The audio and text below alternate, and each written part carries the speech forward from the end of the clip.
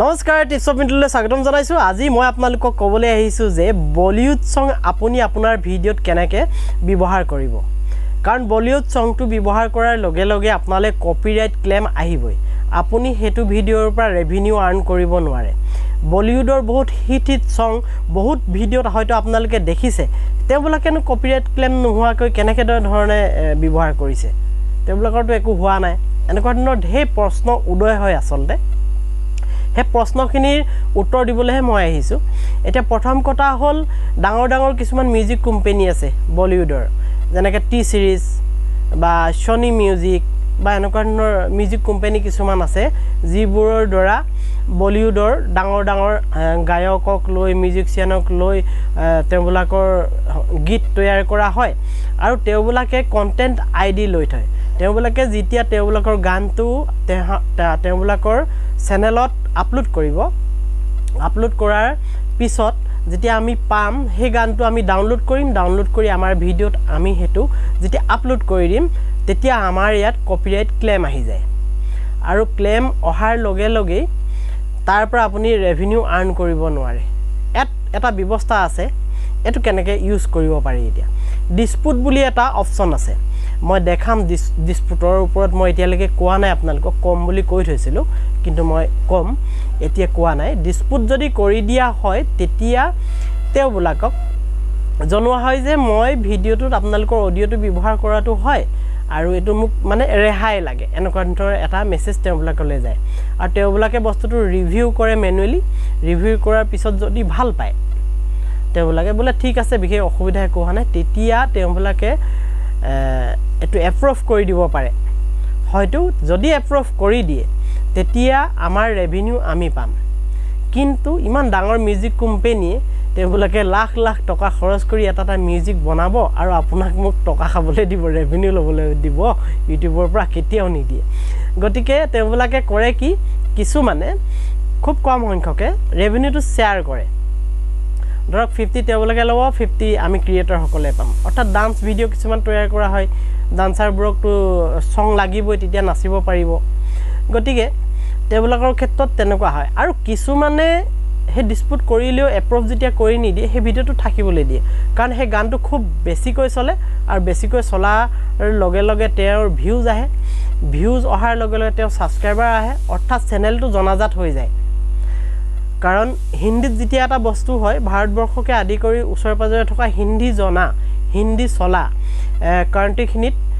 সেই ভিডিঅ'টো চলিবলৈ ধৰে আৰু সাবস্ক্ৰাইবাৰ গেইন হয় চেনেলটোত হেতু এটা প্ৰথম লাভদায়ক কথা গতিকে কিছুমানে কপিৰাইট ক্লেম পালেও ডিসপুট কৰিলেও নকৰিলেও তেওঁ তাৰ পৰা টকা আৰ্ন কৰিলেও নকৰিলেও তেওঁ সেই ভিডিঅ'টো থাকিবলৈ দিয়ে কাৰণ তাৰ পৰা সাবস্ক্ৰাইবাৰ পাইছে তেওঁ যদিও তেওঁ আৰ্ন কৰিব পৰা নাই টকা হেতু কাৰণে কিছুমান বহুত বলিউডি সং ভাল বলিউডি সং তেনেকৈ চেনেলত থাকিবলৈ দিয়ে আৰু যদি ডিসপুট কৰাৰ পিছত বুজাবুজি হয় এপ্ৰুভ কৰি দিয়ে তেতিয়া ৰেভিনিউ শেয়াৰিংৰ কথা আহে আৰু ৰেভিনিউ শেয়াৰিং হলে এটো সঠিককৈ জানিব পৰা নাযায় যে কোম্পানীয়ে 50 লব ক্ৰিয়েটৰজনক 50 দিব নে কোম্পানীয়ে 60 লব ক্ৰিয়েটৰজনক 40 দিব এই কথাটো জানিব পৰা নাযায় এটো যি সকলে কৰি আছে তেওঁলোকে গম পাব বা প্ৰতিটো কোম্পানীৰ এগ্ৰিমেন্টবোৰ বেলেগ হ'ব আৰু এটা কথা বলিউড সং আপুনি আপোনাৰ ভিডিঅ'ত বিনা কপিৰাইট ক্লেমত আপুনি ব্যৱহাৰ কৰিব পাৰে হেতু টিক্স মই দেখাইছো আপোনালোকক হেতু কেনেকৈ কৰিব লাগে হেতু কৰিবলৈ হলে আপুনি প্ৰথমতে আপোনাৰ ইউটিউবৰ এই সাৰ্চ বাৰত আপুনি ক্লিক কৰক ক্লিক কৰি আপুনি বলিউড সং লিখি দিয়ক সাপোজ বা হিন্দী সং লিখি দিয়ক লিখিলে এতিয়া আপুনি তাৰ কাখত থকা এই তিনটা বুটামত আপুনি যাওক ফিল্টাৰত গৈ আপুনি এই তললে আহক আহি ক্ৰিয়েটিভ কমনত আপুনি ক্লিক কৰি দিয়ক আৰু এপ্লাই কৰি দিয়ক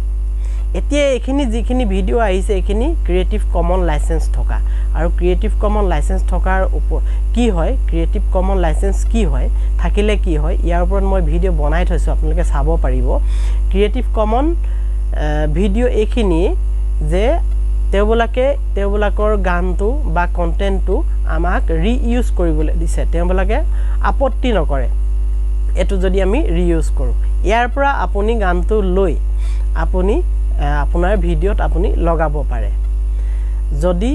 ইউটিউব ষ্টেণ্ডাৰ্ড লাইসেন্স নাথাকে এনে ধৰণে ইয়াৰ পৰা আপুনি অডিও বা ভিডিও লৈ আপুনি ব্যৱহাৰ কৰিব পাৰে আপোনাৰ চেনেলত এনে ধৰণে ইয়াৰ পৰা লৈ আপুনি আপোনাৰ ইউটিউব চেনেলটোত আপুনি ব্যৱহাৰ কৰিব পাৰে কিন্তু হবহু লৈ আপুনি ব্যৱহাৰ নকৰিব বিশেষকৈ ভিডিওটো কাৰণ ৰিউজ কন্টেন্টত পৰি যাব পাৰে কিন্তু চেনেলটোহে আপোনাক আপত্তি নকৰিব ইউটিউবে হয়তো আপত্তি কৰি দিব পাৰে গতিকে অলপ ভিডিওটোৰ ক্ষেত্ৰত হালহলনি কৰি ল'ব যদি অডিও লয় তেতিয়া আপুনি ইয়াত ডান্স কৰিব পাৰিব আপোনাৰ ভিডিওটো নতুনত্ব আপুনি দেখাবই লাগিব নতুনত্ব দেখাব পাৰিলেহে আপোনাক ইউটিউবে এটো ৰিউজ কন্টেন্ট বুলি নধৰিব ক্ৰিয়েটিভ কমনৰ পৰা আপুনি এনেকে মিউজিক লৈ আপুনি কাম কৰিব পাৰে যিসকলে ব্লগিং কৰিছে ব্লগিংতো আপোনালোকে এইবোৰ গান দিব পাৰে বা আপোনাৰ যিসকলে ডান্স কৰিছে তেওঁলোকেও দিব পাৰে খালি এই গানবোৰত আপোনালোকে লক্ষ্য কৰি চাব বলিউডৰ যেটো আসল সং হেতুৰ লগত হুবহু মিউজিক নিমিলে বা গায়কী শৈলীটো নিমিলে ইমানখিনিয়ে পাৰ্থক্য থাকে কিন্তু তাৰ লগত সিমিলাৰিটি আছে এই কথাখিনিকে মই জনাবলৈ আহিছিলো আসলতে বলিউড সং কেনেকৈ ইউটিউব ভিডিওত ইউজ কৰিব পাৰি মোৰ যদি এনেকুৱা ধৰণৰ কথাবোৰ আপোনালোকৰ ভাল লাগিছে নহলে লাইক কমেন্ট শেয়াৰ আৰু সাবস্ক্ৰাইব কৰিবলৈ নাপাহৰিব ডেসক্ৰিপচনত ফেসবুক আৰু ইনষ্টাগ্ৰামৰ লিংকটো দিয়া আছে